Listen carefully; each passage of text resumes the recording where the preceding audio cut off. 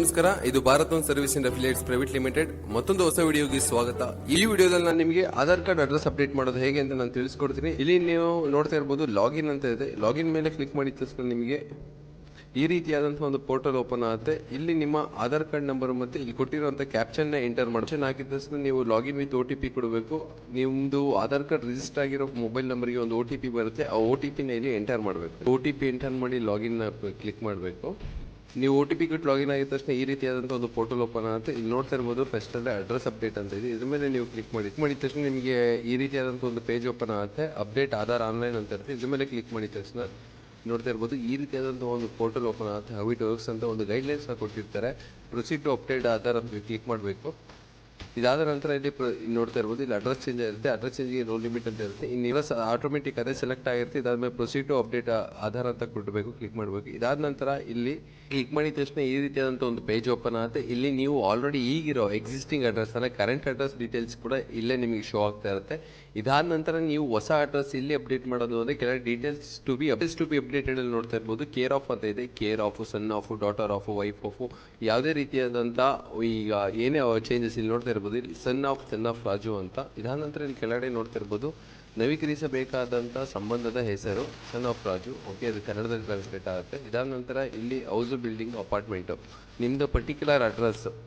ಈಗ ನಾನು ಒಂದು ಸಿಂಪಲ್ ಆಗಿ ತಗೋತೀನಿ. ಹೌಸ್, ಬಿಲ್ಡಿಂಗ್, ಅಪಾರ್ಟ್ಮೆಂಟಲ್ಲಿ ನಿಮ್ಮ ಮನೆ ನಂಬರ್ ಅಥವಾ ನೀವೇನು ವಾಸಿಸ್ತೀರೋ ಅಲ್ಲಿದೆ ಯಾವ್ದಾರ ನಂಬರ್ ಇದೆ, ಪರ್ಟಿಕ್ಯುಲರ್ ನಂಬರ್ ಅಂತ ಮೆನ್ಷನ್ ಮಾಡಬೇಕು. ನಾನು 45 ಅಂತ ಮೆನ್ಷನ್ ಮಾಡ್ತೀನಿ. ಅದಾದ ನಂತರ ಇಲ್ಲಿ ಕೆಳಗಡೆ ಸ್ಟ್ರೀಟ್, ರೋಡು, ಲ್ಯಾಂಡ್ ಅಂತ ಇದೆ. ಇಲ್ಲಿ ನೀವು ಬಂದುಬಿಟ್ಟು ನಿಮ್ಮ ಸ್ಟ್ರೀಟು ಮತ್ತು ಯಾವ್ದಾರ ಮೇನ್ ರೋಡ್ ಇದೆ, ಮೇನ್ ರೋಡು ಒಂದು ಲ್ಯಾಂಡ್ ಮಾರ್ಕ್ನ ಮೆನ್ಷನ್ ಮಾಡಬೇಕು. ನಾನು ಸಿಂಪಲ್ ಆಗಿ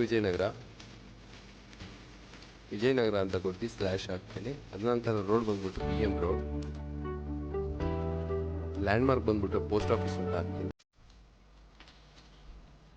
ನೋಡ್ತಾ ಇರ್ಬೋದು. ಇದಾದ ನಂತರ ಏರಿಯಾ, ಲೊಕ್ಯಾಲಿಟಿ, ಸೆಕ್ಟರ್ ಅಂತ ಬಂದಾಗ ನಾನು ವಿಜಯನಗರ ಏರಿಯಾನ ತಗೋತೀನಿ.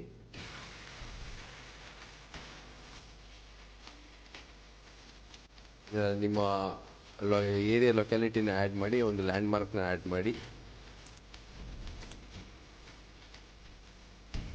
ಅದಾದಮೇಲೆ ನಿಮ್ಮ ಊರಿನ ಪಿನ್ ಕೋಡ್ನ ಮೆನ್ಷನ್ ಮಾಡಬೇಕು. ನಾನು ಹಾಸನ್ ಪಿನ್ ಕೋಡ್ ಮೆನ್ಷನ್ ಮಾಡ್ತೀನಿ. ಹಾಸನ್ ಸಿಟಿದು 573201.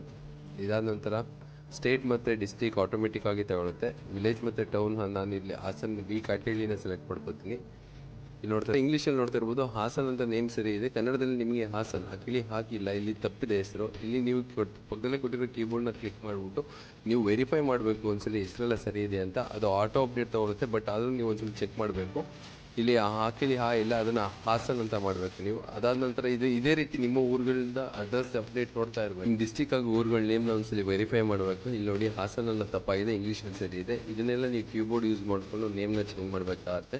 ಇವೆಲ್ಲ ನೀವು ನೀಟಾಗಿ ವೆರಿಫೈ ಮಾಡಬೇಕು. ನೆಕ್ಸ್ಟ್ ಇಲ್ಲಿ ನೋಡಿ ಕಾಟಿಹಳ್ಳಿ ಇಂಗ್ಲೀಷಲ್ಲಿ ಸರಿ ಇದೆ, ಇಲ್ಲಿ ಕನ್ನಡದಲ್ಲಿ ಕತ್ತಿಹಳ್ಳಿ ಅಂತ ಆಗಿದೆ. ಇನ್ನೂ ಕೂಡ ನೀವು ಇಲ್ಲಿ ನೇಮ್ನ ಕರೆಕ್ಷನ್ಗಳನ್ನ ಮಾಡ್ಕೋಬೇಕು. ನೀವು ನೇಮ್ ಕರೆಕ್ಷನ್ ಮಾಡ್ಕೋಬೇಕು.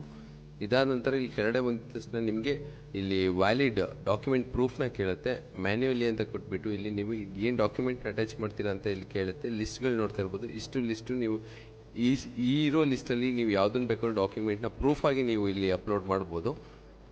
ನಾನೀಗ ಇಲ್ಲಿ ವೋಟರ್ ಐಡಿನ ಸೆಲೆಕ್ಟ್ ಮಾಡ್ಕೊತೀರಿ. ಇಲ್ಲಿ ನಿಮ್ಮ ವೋಟರ್ ID ಡಾಕ್ಯುಮೆಂಟ್ನ ನೀವು ಅಪ್ಲೋಡ್ ಮಾಡಬೇಕು. ಇಲ್ಲಿ ಅದ್ರ ಮೇಲೆ ಕ್ಲಿಕ್ ಮಾಡಿದ ತಕ್ಷಣ ನಿಮಗೆ ಇಲ್ಲಿ ಕಂಟಿನ್ಯೂ ಟು ಅಪ್ಲೋಡ್ ಅಂತ ಕೊಡಬೇಕು. ಇದಾದ ನಂತರ ನಿಮಗೆ ಇಲ್ಲಿ ನಿಮ್ಮ ಫೈಲ್ನ ಅಪ್ಲೋಡ್ ಮಾಡಬೇಕು.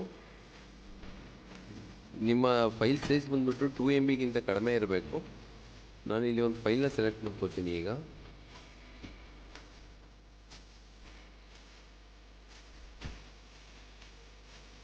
ನೋಡ್ತಿರ್ಬೋದು ನಾನು ಡಾಕ್ಯುಮೆಂಟ್ನ ಅಪ್ಲೋಡ್ ಮಾಡಾಯಿತು. ನಾನು ನೆಕ್ಸ್ಟ್ ಪ್ರೋಸೆಸ್ನ ಮಾಡ್ತೀನಿ. ಇದಾದ ನಂತರ ಅಡ್ರೆಸ್ನ ನಾನು ಚೇಂಜ್ ಮಾಡಿ ಎಲ್ಲ ಆದ ನಂತರ ನನಗೆ ಈ ರೀತಿಯಾದಂಥ ಒಂದು ಪೇಜ್ ಬರುತ್ತೆ. ಇದ್ರ ಮೇಲೆ ಇಲ್ಲಿ ನಿಮಗೆ ಇಂಗ್ಲೀಷಲ್ಲಿ ಮತ್ತು ಕನ್ನಡದಲ್ಲಿ ನಿಮಗೆ ಹೊಸ ಅಡ್ರೆಸ್ ಅಪ್ಡೇಟ್ ಆಗಿರುತ್ತೆ. ಇಲ್ಲಿ ಒಂದ್ಸಲಿ ವೆರಿಫೈ ಮಾಡಿ ಸ್ಪೆಲ್ಲಿಂಗ್ಸ್ ಎಲ್ಲ ಚೆಕ್ ಮಾಡಿ ನಿಮಗೆ ಸರಿ ಇತ್ತು ಅಂದರೆ ಇಲ್ಲಿ ಕೆಳಗಡೆ ಒಂದು ಟರ್ಮ್ಸ್ ಇರುತ್ತೆ. ಇದ್ರ ಮೇಲೆ ಕ್ಲಿಕ್ ಮಾಡಿ ಅಲ್ಲಿ I here by agree with the declaration ಮೇಲೆ ನೀವು ಕ್ಲೋಸ್ ಅಂತ ಕೊಟ್ಟು ಇದನ್ನ ಟಿಕ್ ಮಾಡಿರ್ತೀರಾ. ಇದಾದ ನಂತರ ನೆಕ್ಸ್ಟ್ ಅಂತ ಕೊಡಬೇಕು. ನೆಕ್ಸ್ಟ್ ಅಂತ ಕೊಟ್ಟಿದ ತಕ್ಷಣ ನಿಮಗೆ ಇಲ್ಲಿ ಪೇಮೆಂಟ್ ಓಪನ್ ಆಗುತ್ತೆ. ಐ ಹಿಯರ್ ಬೈ ಇದನ್ನು ಕೊಟ್ಬಿಟ್ಟು ನೆಕ್ಸ್ಟ್ ಪೇ ಮೇಲೆ ಕ್ಲಿಕ್ ಮಾಡಬೇಕು. ಕ್ಲಿಕ್ ಮಾಡಿದ ನಂತರ ಇಲ್ಲಿ ಮೇಕ್ ಪೇಮೆಂಟ್ ಅಂತ ಇರುತ್ತೆ. ಮೇಕ್ ಪೇಮೆಂಟ್ಗೆ ಹೋಗ್ಬಿಟ್ಟು ನಿಮ್ಗೆ ಈ ರೀತಿಯಾದಂಥ ಒಂದು ಪೋರ್ಟಲ್ ಓಪನ್ ಆಗುತ್ತೆ. QR ಕೋಡ್ ಕೂಡ ಜನರೇಟ್ UPI ಥ್ರೂ ಕೂಡ ನೀವು ಪೇಮೆಂಟ್ನ ಮಾಡ್ಬೋದು, ಕಾರ್ಡ್ ಥ್ರೂ ಕೂಡ ಮಾಡ್ಬೋದು, net banking and wallet through ಕೂಡ ನೀವು ಮಾಡ್ಬೋದು. ಬಟ್ ಈಸಿ ಪ್ರೊಸೆಸ್ ಏನಂತ ಬಂದರೆ QR ಕೋಡ್ ಥ್ರೂ ನೀವು ಪೇಮೆಂಟ್ ಮಾಡೋದ್ರೆ ಈಸಿ ಆಗುತ್ತೆ. 50 ರುಪೀಸ್ ಚಾರ್ಜ್ ಆಗಿರುತ್ತೆ ಇದು. ಇದಾದ ನಂತರ ಇದಕ್ಕೆ ಈ QR ಕೋಡ್ಗೆ 12 ಮಿನಿಟ್ಸ್ ವ್ಯಾಲಿಡೇಷನ್ ಟೈಮ್ ಇರುತ್ತೆ. ನೀವು 12 ಮಿನಿಟ್ಸ್ ಒಳಗಡೆ ಈ ಒಂದು QR ಕೋಡ್ಗೆ ಪೇಮೆಂಟ್ನ ಮಾಡ್ಕೋಬೇಕು. ನೋಡ್ತೀವಿ ಈ ಪೇಮೆಂಟ್ ಮಾಡಿದ ತಕ್ಷಣ ಒಂದು ಕನ್ಫರ್ಮೇಷನ್ ಪೇಮೆಂಟ್ ಬಂದು ಸಕ್ಸಸ್ಫುಲ್ ಪೇಮೆಂಟ್ ಅಂತ ಬರುತ್ತೆ. ನೀವು ಇದಾದ್ಮೇಲೆ ಯಾವುದೇ ರೀತಿಯಾದಂಥ ಮ್ಯಾನ್ಯಲ್ ವರ್ಕ್ ಮಾಡೋದಿರಲ್ಲ. ಒಂದು 15 to 20 ಸೆಕೆಂಡ್ಸ್ ಒಳಗಡೆ ನಿಮಗೆ ಅಕ್ನಾಲಜ್ಮೆಂಟ್ ಡೌನ್ಲೋಡ್ ಆಗುತ್ತೆ. ಅಕ್ನಾಲಜ್ಮೆಂಟ್ನ ತೆಗೆದು ನೀವು ಪ್ರಿಂಟ್ ಕೊಡ್ಬೋದು. ಹೆಚ್ಚಿನ ಮಾಹಿತಿ ಅಥವಾ ಹೆಚ್ಚಿನ ವಿಡಿಯೋಗಾಗಿ ಭಾರತ್ ಹೋಮ್ ಸರ್ವಿಸ್ ಅಫಿಲಿಯೇಟ್ಸ್ ಪೇಜ್ನ ಫಾಲೋ ಮಾಡ್ಕೊಳ್ಳಿ. ಇನ್ಸ್ಟಾಗ್ರಾಮ್, ಫೇಸ್ಬುಕ್ ಹಾಗೂ ಟ್ವಿಟರಲ್ಲಿ ಕೂಡ ಪೇಜ್ಗಳಿದೆ, ಫಾಲೋ ಮಾಡ್ಕೊಳ್ಳಿ. ಡೈಲಿ ಅಪ್ಡೇಟ್ಗೆ ಟ್ಯೂನ್ ಆಗಿರಿ. Thank you.